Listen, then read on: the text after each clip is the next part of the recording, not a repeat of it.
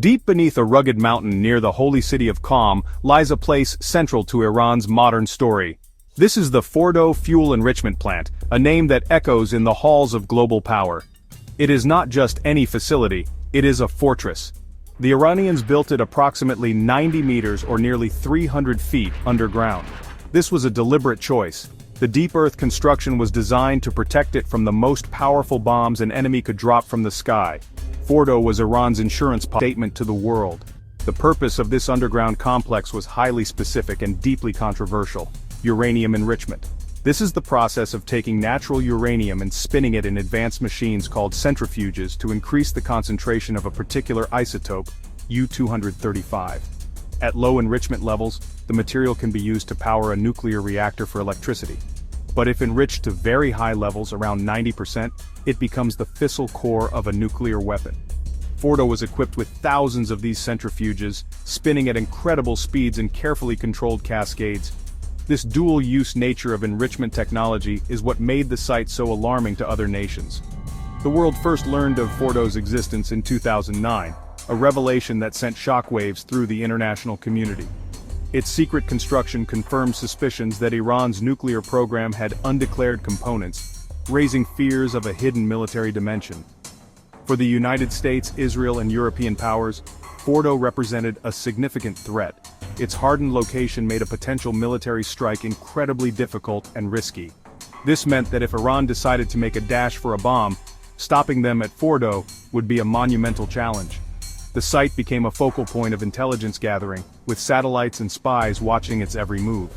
Because of its strategic importance, Fordow was a centerpiece in all discussions about Iran's nuclear activities. It was more than just a collection of tunnels and machines, it was a powerful bargaining chip. Iran saw it as a legitimate part of a peaceful energy program, a right guaranteed under international treaties. But for its adversaries, it was the most dangerous piece of the puzzle. They argued that a civilian nuclear program had no need for such a heavily fortified enrichment site. This fundamental disagreement over Fordow's purpose and legitimacy would define the long and difficult road of nuclear diplomacy for years to come. Fordow and Iran's broader nuclear program led to years of intense international negotiations. The main players formed a group known as the P5+1, which included the 5 permanent members of the UN Security Council: the United States, the United Kingdom, France, Russia, and China, plus Germany. On the other side of the table was Iran. These talks were a complex dance of power, suspicion, and cautious hope. The goal was to +1, led primarily by the United States, wanted to severely restrict Iran's nuclear activities. Their key demands included capping the level of uranium enrichment, reducing the number of active centrifuges, and implementing a highly intrusive inspections regime. They wanted to ensure that Iran's breakout time, the time it would take to produce enough weapons-grade material for one bomb, was extended to at least a year. This would give the world enough time to react if Iran cheated. Fordow in particular was a major point of contention. Western powers wanted it shut down or converted to a purely scientific research center. Iran, however, viewed the situation through a lens of national sovereignty and pride. Its leaders insisted the international pressure and crippling economic sanctions as unfair and aimed at undermining their government. For Tehran, the negotiations were about getting those sanctions lifted while preserving what they considered the essential elements of their nuclear infrastructure. They used Fordow as leverage, arguing that giving up such a valuable and secure asset required significant concessions from the other side. The path of diplomacy was filled with immense challenges. Years of deep-seated mistrust plagued the talks. The United States and its allies worried Iran was secretly pursuing a weapons program, using negotiations as a cover to buy more time. Iran, in turn, feared that any deal would be a slippery slope, leading to more demands and ultimately leaving them defenseless. Cultural differences and domestic political pressures on all sides further complicated matters. Hardliners and optimism would send ripples of relief through global markets and among world leaders desperate to avoid a military conflict. The central idea of a potential deal was limits for sanctions relief. Iran would agree to strict, long-term curbs on its nuclear work, especially at sensitive sites like Fordow, in exchange for the lifting of the crushing economic sanctions that had crippled its economy for years. However, for every step forward, there seemed to be another that pulled the sides apart. The final sticking points were incredibly tough. And Israel insisted that Fordow's enrichment capabilities be dismantled entirely. Iran refused, arguing it was a red line tied to its national dignity. The tension was palpable not just in the negotiating rooms of Vienna and Geneva, but across the entire Middle East.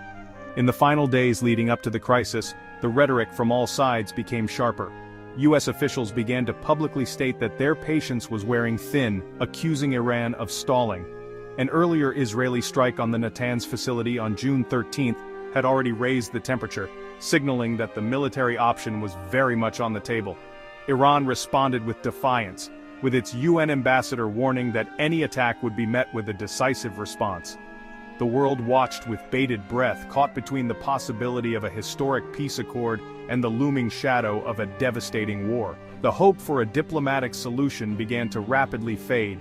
Intelligence reports later cited by U.S. officials suggested that Iran was moving its highly enriched uranium and preparing to ramp up its program, possibly using the negotiations as a camouflage. Whether these reports were accurate or a pretext for action remains a subject of intense debate. But in Washington and Jerusalem, a decision was being made. The belief that diplomacy had failed took hold. The window for a peaceful resolution was closing, and the stage was being set for a dramatic and violent alternative to prevent what they saw as an imminent threat. On the night of June 21, 2025, the diplomatic stalemate was shattered by the roar of jet engines. In a sudden, large-scale military operation, the United States launched a surprise airstrike against Iran's key nuclear facilities. 6 B-2 stealth bombers flying undetected through the night sky targeted the Fordow plant. Their payload consisted of 12 massive GBU-57 bunker buster bombs, each weighing 30,000 pounds and specifically designed for one purpose: to penetrate deep underground and destroy hardened targets.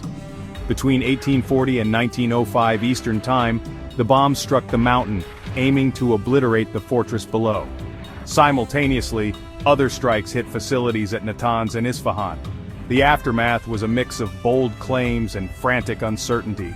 U.S. President Donald Trump announced that Fordow had been obliterated. American officials released satellite images showing at least 6 massive craters on the mountain above the facility, clear evidence of direct hits.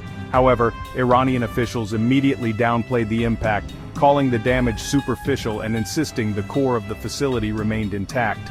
The IAEA confirmed a direct kinetic impact but stated that a full assessment of the underground damage was impossible. The conflict was swift and divided. Russia and China vehemently condemned the strikes as an illegal act of aggression that violated international law.